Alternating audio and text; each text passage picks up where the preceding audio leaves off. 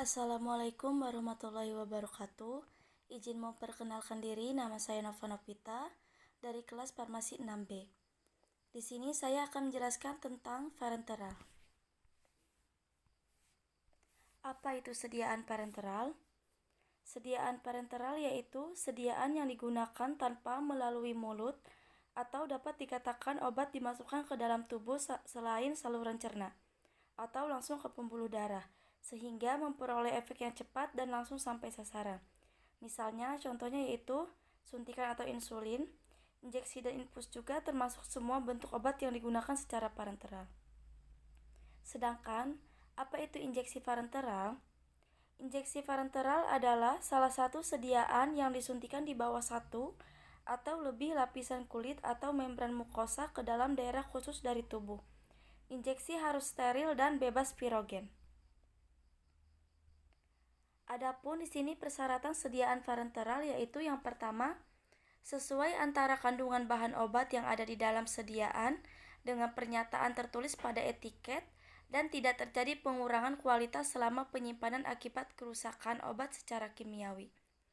Yang kedua yaitu penggunaan wadah yang cocok sehingga tidak hanya memungkinkan sediaan tetap steril tetapi juga mencegah terjadinya interaksi antara bahan obat dengan material dinding wadah. Yang ketiga yaitu tersatukan tanpa terjadi reaksi.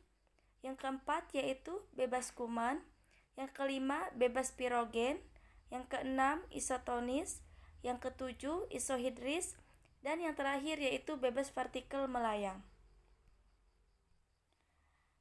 Di sini ada cara pemberian obat parenteral. Yang pertama yaitu dengan cara subkutan atau di bawah kulit, yaitu disuntikan ke dalam tubuh melalui bagian yang sedikit lemaknya dan masuk ke dalam jaringan bawah kulit. Volume yang diberikan tidak lebih dari 1 mili.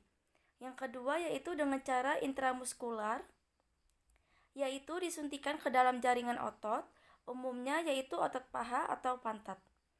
Yang ketiga yaitu secara intravena, yaitu disuntikan ke dalam pembuluh darah. Yang keempat yaitu dengan cara intraspinal, dengan cara disuntikan ke dalam sumsum tulang belakang. Yang kelima yaitu dengan cara peritoneal atau kateter dimasukkan ke dalam rongga perut dengan operasi untuk tempat memasukkan cairan steril. Yang keenam yaitu dengan cara intraartikular, yaitu disuntikan ke dalam sendi. Dan yang terakhir yaitu dengan cara intradermal, dengan cara disuntikan ke dalam kulit. Di sini ada keuntungan parenteral yaitu yang pertama, respon fisiologis cepat dapat dicapai segera bila diperlukan terapi. Yang kedua, parenteral diperlukan untuk obat-obat yang tidak efektif secara oral atau yang dapat dirusak oleh saluran pencernaan. Yang ketiga yaitu obat-obat untuk pasien yang tidak kooperatif. Yang keempat yaitu memberikan kontrol obat dari ahli karena pasien harus kembali untuk pengobatan selanjutnya. Yang kelima yaitu menghasilkan efek lokal atau gigi dan anestesi dan dalam kasus diinginkan aksi obat yang diperpanjang. Yang keenam yaitu memperbaiki kerusakan serius pada keseimbangan cairan dan elektrolit. Dan yang terakhir yaitu nutrisi total diharapkan dapat dipenuhi melalui rute parenteral. Kerugian parenteral yaitu yang pertama harus diberikan oleh orang yang terlatih dan membutuhkan waktu yang lebih lama dibandingkan dengan pemberian dengan rute lain. Yang kedua yaitu dibutuhkan ketelitian yang cukup untuk pekerjaan secara aseptik dari beberapa rasa sakit tidak dapat dihindari. Yang ketiga yaitu sulit untuk mengembalikan fisiologisnya. Yang keempat yaitu lebih mahal dibandingkan metode dengan rute yang lain. Yang kelima yaitu dokter dan perawat dibutuhkan untuk mengatur dosis. Dan yang terakhir yaitu reaksi sensitivitas lebih sering terjadi pada parenteral daripada bentuk sediaan lain.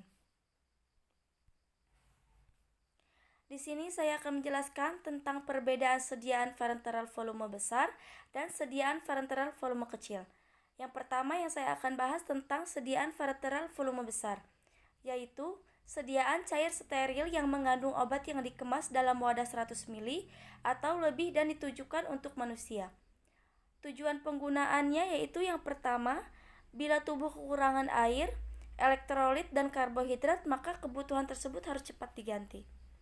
Yang kedua yaitu pemberian infus, memiliki keuntungan karena tidak harus menjuntik pasien berulang kali.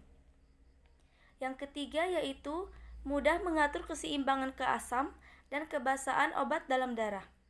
Yang keempat yaitu sebagai penambah nutrisi bagi pasien yang tidak dapat makan secara oral. Dan yang terakhir yaitu berfungsi sebagai dialisa pada pasien gagal ginjal. Di sini ada syarat-syarat parenteral volume besar. Yang pertama yaitu steril dan bebas pirogen. Adapun alasannya yaitu yang pertama, sediaan diinjeksikan langsung ke dalam aliran darah. Yang kedua, sediaan ditumpahkan pada tubuh dan daerah gigi atau larutan penguras.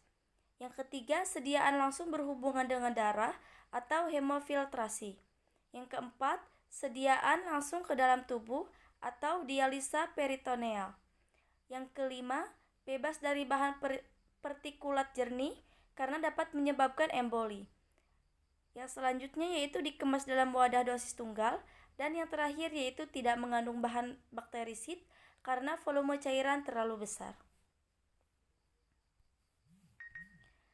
Yang kedua yaitu saya akan menjelaskan tentang sediaan parenteral volume kecil, yaitu sebagai obat steril yang dikemas dalam wadah di bawah 100 ml.